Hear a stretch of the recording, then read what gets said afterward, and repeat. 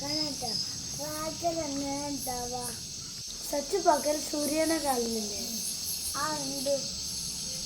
ആ സൂര്യൻ വൈകുന്നേരമാവുമ്പോൾ അതിന്റെ വീട്ടിൽ പോകും.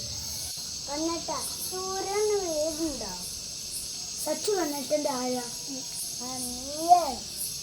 ആ അതുപോലെ സൂര്യനും ഒരു അനിയനുണ്ട്. ആ അനിയന്റെ പേര് സച്ചുവിനറിയോ? കണ്ണേട്ടാ. ആ വെരി ഗുഡ്. സൂര്യൻ പോയി കഴിഞ്ഞാൽ വെളിച്ചൊക്കെ പോവും. എന്നിട്ട് പതുക്കെ ചന്ദ്രൻ നമ്മളെ കാണാൻ വേണ്ടി ഇങ്ങോട്ട് വരും. ആകാശത്തിൽ എന്താ മിന്നുന്ന?